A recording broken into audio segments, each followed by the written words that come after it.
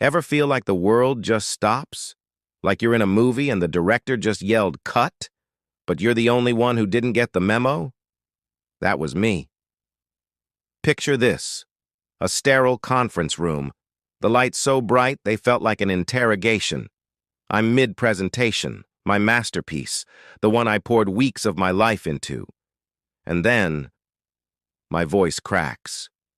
Not a little wobble, but a full-on embarrassing break. The words just evaporated. I looked around the table. The faces of the executives, once engaged, were now a blur of polite disinterest, some with a hint of pity. The silence was deafening, broken only by the hum of the air conditioner, which suddenly sounded like a roaring jet engine. The rest of the pitch was a frantic, mumbled mess. I was on autopilot, just trying to get to the end without completely falling apart. Walking out of that room felt like a scene from a bad dream. My tie was crooked, my collar was soaked with sweat, and my heart was pounding a frantic rhythm of defeat against my ribs. I remember fumbling for my briefcase, my hands shaking so badly I could barely clasp it shut.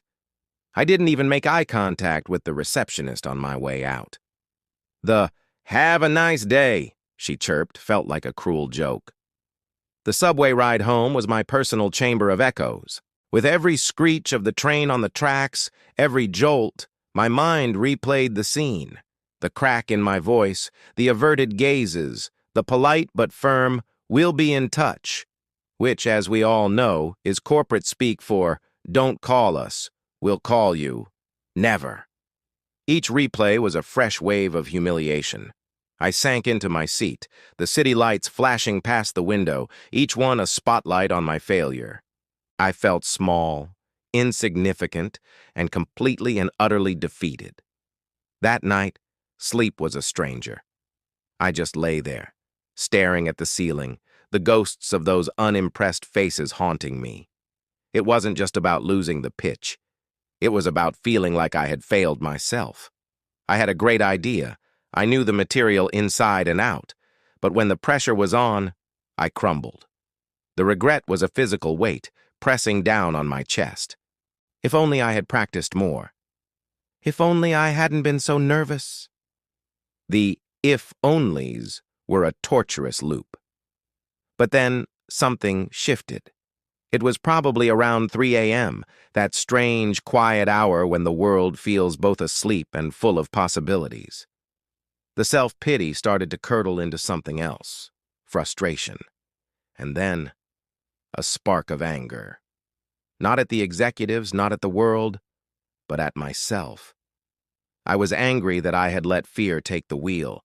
I was angry that I hadn't been prepared, not for the content, but for the performance. And in that moment of anger, a decision was made. Never again. Never again would I walk into a high-stakes situation and let my nerves get the better of me. That humiliating failure wasn't going to be my legacy. It was going to be my foundation. So the next morning, my new life began. It started with the mirror. It felt ridiculous at first, standing in my pajamas, pitching to my own reflection. My dog probably thought I'd lost my mind. But I did it. I practiced my opening, my key points, my closing. I watched my own body language, forcing myself to stand taller, to use my hands with purpose, to make eye contact with the man in the mirror.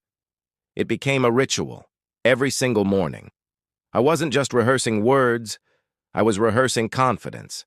I started recording myself, cringing at the playback, but forcing myself to watch and identify every awkward pause, every nervous tick.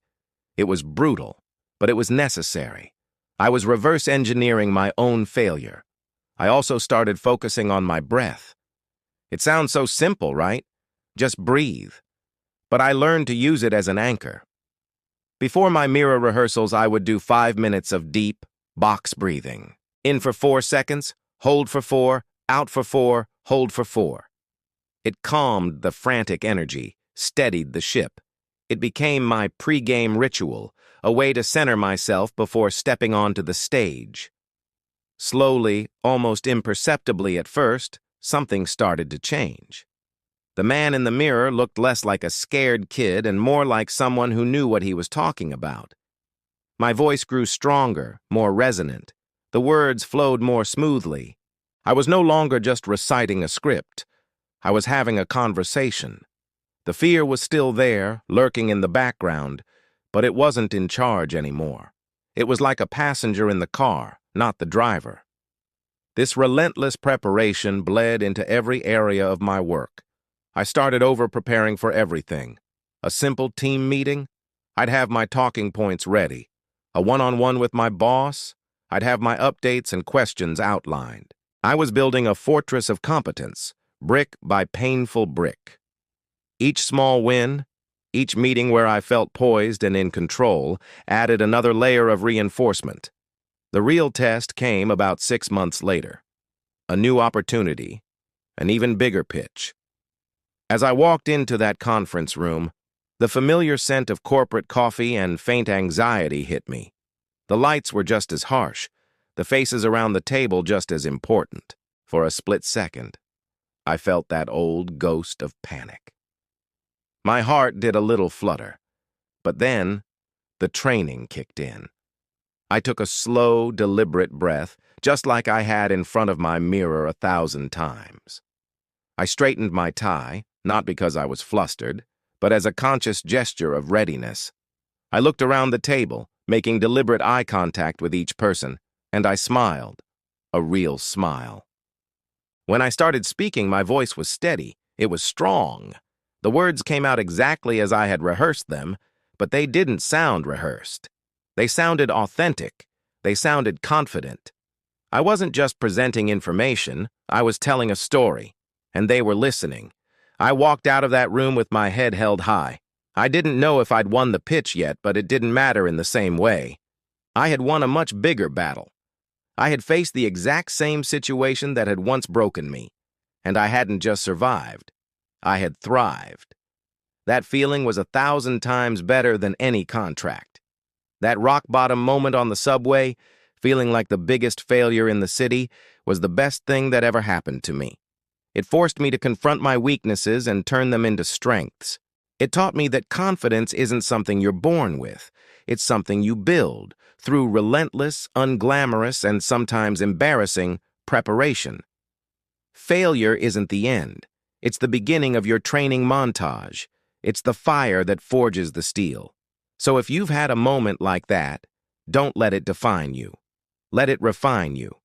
Thanks so much for hanging out with me today.